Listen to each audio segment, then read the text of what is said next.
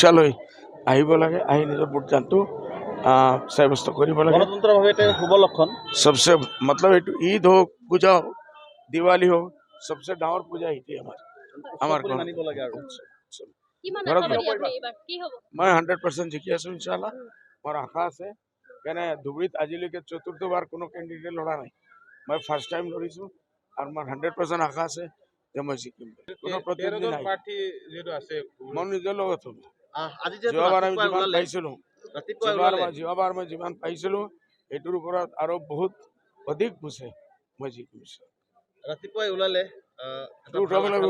না কেনে ইয়াৰ পৰা মই একদম তোমাৰ চিজন গ্ৰাম, তাৰপিছত বৰপেটা, তাৰপিছত বিলাসীপাৰা, একদম ধুবুৰী লাষ্টলৈকে যাব লাগিব।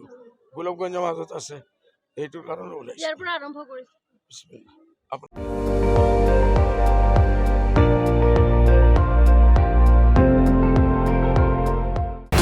আপুনি চাই আছে ND24, সৰ্বশ্ৰেষ্ঠ নহয় সৰ্বোত্তমৰ দৌৰ।